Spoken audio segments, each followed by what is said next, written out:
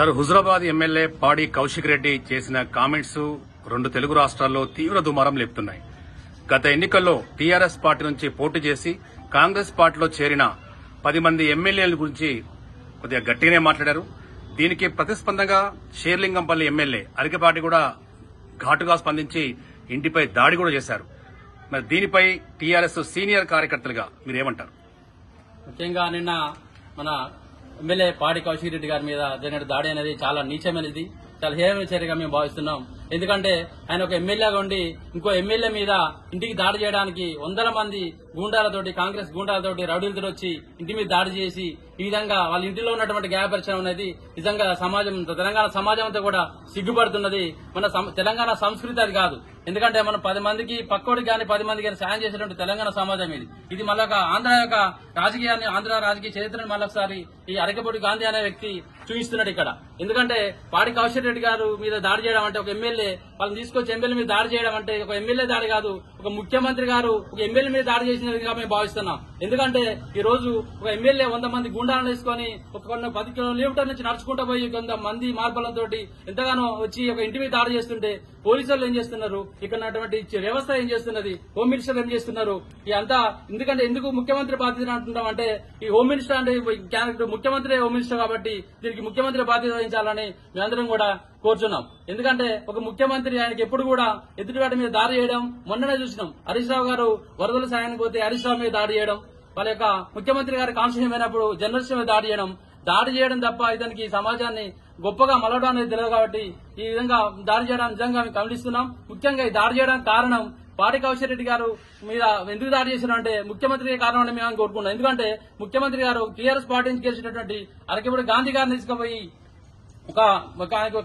కాంగ్రెస్ కండువా కప్పి అతనికి పీఏసీ చైర్మన్ చేయడం. పీఏసీ చైర్మన్ ఎవరు చేస్తారండి సమాజంలో? ఎక్కడైతే భారత చరిత్రలో కూడా పీఏసీ చైర్మన్ ఇచ్చడానికి అధికార పక్షానికి కానీ మిత్రపక్షానికి ఇస్తారు. అధికార పక్షానికి ఇచ్చింది ఎవరైతే ప్రతిపక్షానికి ఇవ్వకుండా అధికార పక్షానికి ఇచ్చింది. కాబట్టి అతనికి వ్యవస్థ మీద కానీ రాజకీయ వ్యవస్థ మీద కానీ ఆయనకు అవగాహన లేదు. ఎందుకంటే భారతదేశంలో ఏ ఒక్క రాష్ట్రంలో కూడా ఒక అధికార పక్షానికి ఇచ్చేటువంటి దాఖలాలు ఎక్కడా లేవు. అదే అంతే విధంగా భారతీయ అధికారంలో ఉన్నటువంటి మన దేశంలో అధికారంలో ఉన్నటువంటి భాజపా ప్రభుత్వం కూడా ప్రతిపక్షానికి పీఏసీ చైర్మన్ ఇచ్చింది. కానీ ఇక్కడ కాంగ్రెస్ ప్రభుత్వం తన యొక్క అధికార పక్షానికి పీఏసీ చైర్మన్ వేయడం వల్ల అక్కడ పాడి కౌశిక్ గారు కౌంటర్ చేయడం జరిగింది. ఆ కౌంటర్ గాను మేము ఇంటికి వచ్చి అతను కాంగ్రెస్ పార్టీలో లేను, మీ బీఆర్ఎస్ పార్టీలో కానీ అరకపూడి గాంధీ అనడం వల్ల మీ ఇంటికి వచ్చి మీకు టీఆర్ఎస్ పార్టీ కండవ కప్పుతామని చెప్పడం మూలన ఈ విధంగా మీదికి ఇంటికి వచ్చి దాడి చేయడం అనేది చాలా నీచమైన చర్యగా భావిస్తున్నాం. దీన్ని సమాజం అంతా కూడా తెలంగాణ సమాజం కూడా ఖండిస్తున్నది. సార్, నిన్న పాడి కౌశిక్ గారు అరకపాటిని దృష్టిలో పెట్టుకుని మీ ఇంటికి వస్తాం, మీ నట్టింటికి వస్తాం, నీ ఇంటిపై టీఆర్ఎస్ జెండా ఎగరేస్తామని చెప్పారు. రారా అన్నట్టుగా ఆయన కూడా ఘాటుగా స్పందించాడు. రాకపోయేసరికల్లా అరకపాటే పాడి కౌశిక్ రెడ్డి ఇంటిపై దాడి చేశారు. దీన్ని ఏ విధంగా చూడొచ్చు? తప్పండి. ఎందుకంటే ఆయన ఏమనంటే, మీరు కాంగ్రెస్ కండగా కప్పుకొని పీఏసీ చైర్మన్ అయింది కాబట్టి అయిందని ఒక వ్యాఖ్య చేయడం వల్ల మీరు కాంగ్రెస్ పార్టీలో లేను, బీఆర్ఎస్ పార్టీలో ఉన్నా అని చెప్పడం వలన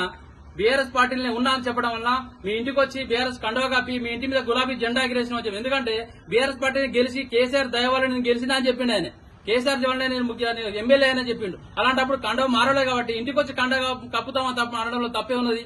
దానికి ప్రతీకారంగా వచ్చి ఒక గుండాల విధంగా వచ్చి ఇంటి మీదకి వచ్చి దాడి చేయడం ఎక్కడిది? దానికి ముఖ్యమంత్రి కూడా సపోర్ట్ చేసి ముఖ్యమంత్రి కూడా దాన్ని సపోర్ట్ చేయడం అంటే నిజంగా ఇది నీచమైన చర్యగా మేము భావిస్తున్నాం.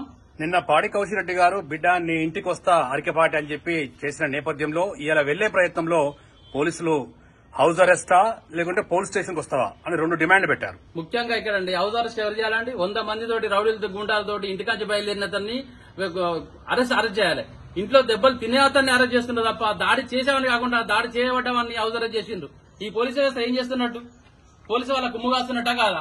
ఈ ప్రజలు గమనించాలి.